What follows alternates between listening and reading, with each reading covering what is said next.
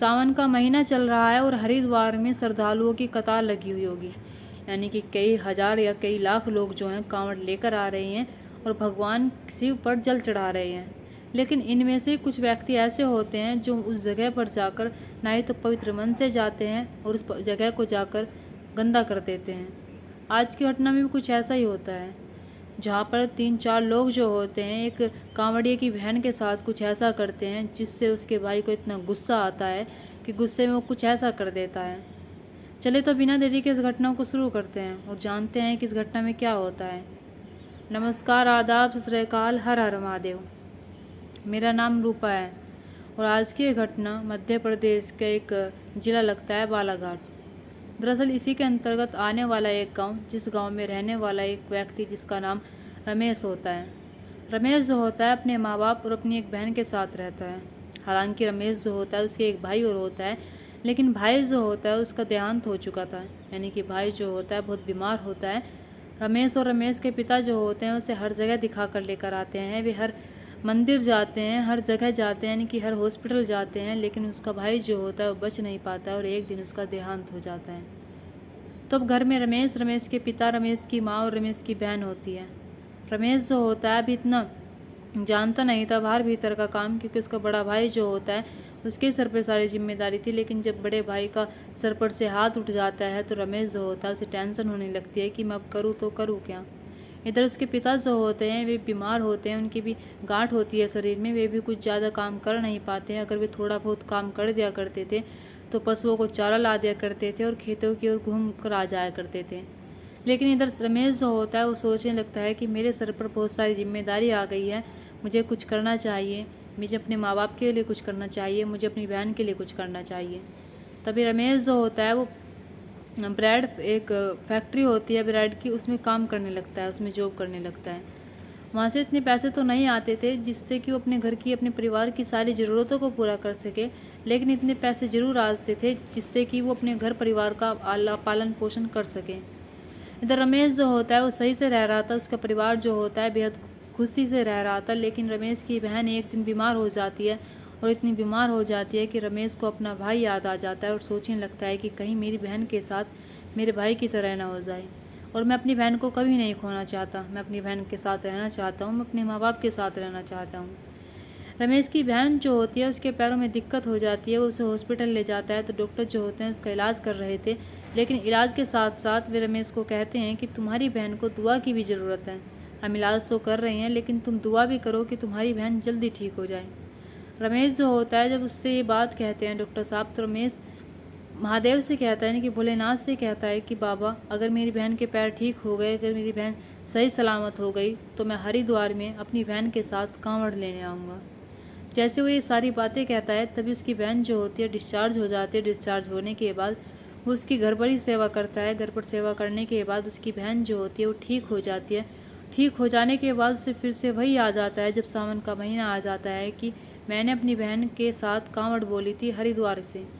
तभी वो अपनी बहन से ये बात कहता है कि मैंने तुम्हारे लिए कांवड़ बोली थी कि हम दोनों बहन भाई कांवड़ लेकर आएंगे, तुम्हें मेरे साथ चलना होगा। रमेश की जो बहन होती है वो कहती है कि ठीक है भाई, जैसा आप कह रहे हैं मैं ऐसा ही करूँगी, और आखिरकार आपने मेरे लिए ही तो मन्नत मांगी थी, तो मुझे तो जाना चाहिए आपके साथ, मैं कैसे मना कर सकती हूँ। तो रमेश जो होता है अपने माँ बाप की आज्ञा लेता है। आज्ञा लेने के बाद उस सावन के महीने में अपनी बहन के साथ वो कांवड़ लेने चला जाता है। जब अपनी बहन के साथ कांवड़ लेने जाता है तो आराम से जा रहा था। ये दोनों बहन भाई जो होते हैं आराम से जा रहे थे और एक दूसरे से बातें करते हुए जा रहे थे। जब एक दूसरे से बातें करते हुए जा रहे थे तभी इन्हें रास्ते में 3-4 कांवड़िया मिलते हैं। यानी कि कांवड़ियों की जो कतार होती है वो तो जा ही रही थी, लेकिन उनमें से 3-4 कांवड़िया जो होते हैं रमेश और रमेश की बहन के साथ लग जाते हैं। रमेश से बोलने की कोशिश करते हैं तो रमेश जो होता है वो भी कहता है कि हाँ बोले, बताओ तुम कहाँ से हो। रमेश के बारे में पूछता है, रमेश उनसे पूछता है। यानी कि ये 6 लोग जो होते हैं एक दूसरे के साथ मिल जाते हैं। जब 6 लोग एक दूसरे के साथ मिल जाते हैं तो ये बड़े आराम से रह रहे थे। इधर 4 भोले जो होते हैं वे कहते हैं कि कुछ खाना है तुम्हें, तो वो कहते हैं रमेश की बहन, नहीं हमें कुछ नहीं कहना है, खाना है। लेकिन वे 4 लोग जो होते हैं अब एक गुंजिया निकाल कर देते हैं कि और कहते हैं कि खा लो, प्रसाद समझ कर खा लो। रमेश जो होता है जब उसे बात कही जाती है कि प्रसाद समझ कर खा लो, तो रमेश और रमेश की बहन जो होते हैं ये दोनों उस गुंजे को खा लेते हैं। वे और बहुत सारा सामान ले रहे होते हैं। बहुत सारा सामान जो होता है उसे भी वे रमेश और रमेश की बहन के साथ शेयर करते हैं। यानी कि 6 के 6 लोग जो होते हैं एक दूसरे के साथ बैठकर खाते हैं, और एक दूसरे के साथ बैठकर खाने के बाद ये लोग जो होते हैं इन्हें नींद आ जाती है। जब नींद आ जाती है तभी कुछ घंटे बाद रमेश और रमेश की बहन की जब आँख खुलती है तो रमेश की बहन जो होती है वो कहती है कि भैया मेरे साथ कुछ अजीब सा हुआ है, मुझे अजीब सा लग रहा है।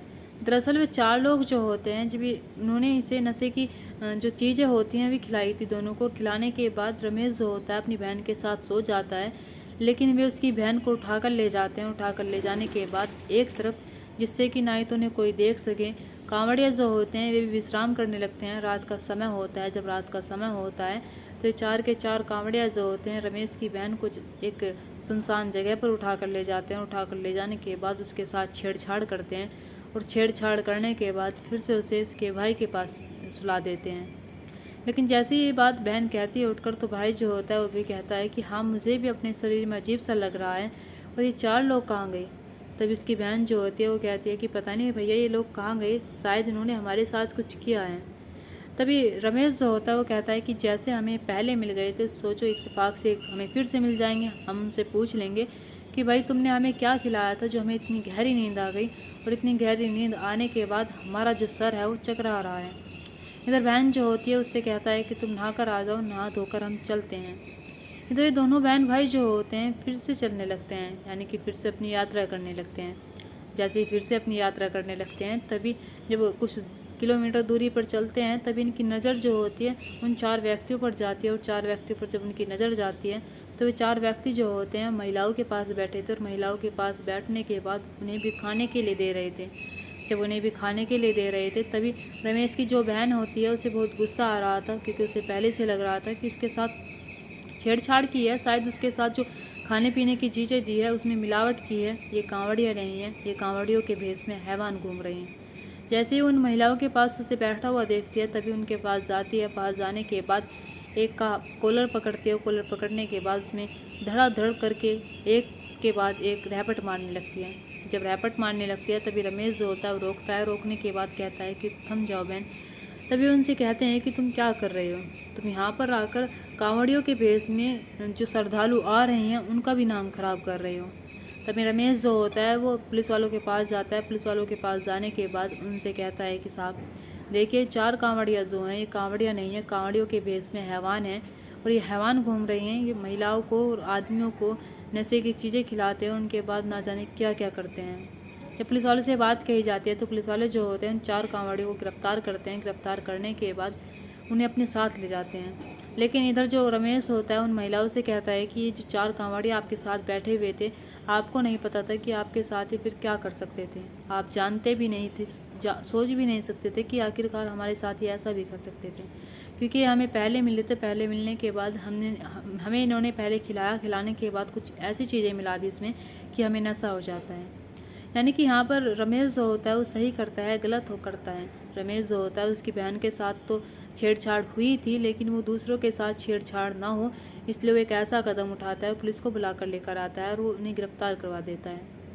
यहाँ पर कुछ लोग जो होते हैं हरिद्वार में जल लेने के बहाने वे अपने सच्चे मन से नहीं जाते हैं। वे सिर्फ आवारागर्दी करने जाते हैं। वे सिर्फ वहाँ के मौके का फ़ायदा उठाने जाते हैं। वे सिर्फ वहाँ की जो लोग होते हैं, भोले भाले लोग होते हैं, उनका उल्लू बनाने जाते हैं। यानी कि कांवड़िया सावन के समय में जो कांवड़िया जाते हैं उनके साथ कुछ ऐसे लोग मिल जाते हैं जो वाकई में उनकी जो मनोवृत्ति होती है वो बहुत ख़राब होती है, उनकी जो निष्ठा होती है वो बहुत बेकार होती है। ये जो कांवड़ियों के भेष में एक ऐसा भेष धारण कर लेते हैं कि बाहर से तो कांवड़िया लगते हैं लेकिन अंदर से उनका शरीर जो होता है वो एक हैवान का होता है, एक इंसान का भी नहीं होता है। दोस्तों यहाँ पर किसकी गलती होती है? यहाँ पर रमेश और रमेश की बहन की गलती होती है कि उन्होंने उनका दिया हुआ खा लिया। और हर कांवड़िया जब भंडारे होते हैं फिर कोई कुछ देता है तो खा लेते हैं, लेकिन कुछ लोगों की वजह से उस पवित्र स्थान को भी गंदा किया जाता है, और कुछ लोगों की वजह से जो सच्चे श्रद्धालु होते हैं जो खाने के लिए देते हैं उन्हें भी बदनाम किया जाता है। यहाँ पर रमेश जो होता है सही रहते एक अच्छा कदम उठाता है कि रमेश ने सही किया होता है, गलत किया होता है, उन 4 को पकड़वा कर। वे 4 जो होते हैं साधु के वेश में, कांवड़ियों के वेश में, आखिरकार वे घर से क्या सोच कर आते हैं? घर से क्या यही सोच कर आते हैं कि हम दूसरों की बहन बेटी के साथ ऐसा करेंगे? क्या घर से वे यही सोच कर आते हैं कि हम दूसरों के साथ लड़ाई करेंगे? क्या घर से वे यही कह कर आते हैं कि हम हरिद्वार कांवड़ लेने जा रहे हैं और वहाँ पर जाने के बाद हम पूरे खुले खेल जाएंगे और जिसकी गलती नहीं होगी उसे भी छेड़ेंगे और जिसकी गलती होगी उसे भी मारेंगे। यानी कि यहाँ पर कांवड़ियों के भेष में कुछ लोग ऐसे होते हैं कि वहाँ पर अपनी खुन्नस निकालने जाते हैं, वहाँ पर अपनी जो उनकी हवस होती है उसे निकालने जाते हैं। लेकिन कुछ लोग जो होते हैं ऐसे शिकार भी बन जाते हैं और कुछ लोग जो होते हैं अपनी बात को बाहर कह ही नहीं पाते हैं, अपनी बातों को बयां ही नहीं कर पाते हैं। कुछ लोग जो होते हैं कुछ बात दबा देते हैं, कुछ लोग जो होते हैं उजागर कर देते हैं। ये कहानी जो होती है सन 2013 की होती है, यानी कि सन 2013 में भाई बहन जो होते हैं कावड़ लेने के लिए गए थे, उनके साथ ये सब कुछ होता है। जब मैंने इस कहानी को पढ़ा तो वाकई में इस कहानी को पढ़कर मुझे लगा कि मुझे आपको बताना चाहिए, आपकी राय को जानना चाहिए कि आखिरकार ऐसे ऐसे लोगों के साथ क्या होना चाहिए और ऐसे ऐसे लोग वहाँ पर जाते हैं तो जाते क्यों हैं। और रमेश जैसे व्यक्ति अगर ऐसा स्टैंड ना ले, रमेश जैसे व्यक्ति अगर उन्हें पुलिस स्टेशन ना भेजे तो उनके साथ क्या हो सकता है। रमेश अगर सोचता तो ये भी सोच लेता कोई बात नहीं, अगर मेरी बहन को उन्होंने फिर से कुछ कह दिया, छोड़ो ये अगर अपने रास्ते हम अपने रास्ते, तो शायद ना जाने वे 4 कांवड़िया और लोगों के साथ और औरतों के साथ क्या क्या कर जाते। यहाँ पर किसने क्या किया किसने नहीं किया, लेकिन रमेश ने बहुत अच्छा काम किया था। दोस्तों, इस कहानी और घटना को सुनाने का मकसद मेरा आपका दिल दुखाना नहीं था, आपको परेशान करना नहीं था, आपको घटना के बारे में बताना था, आपको सचेत करना था। आप अपने परिवार के साथ खुश रहिए। नमस्कार।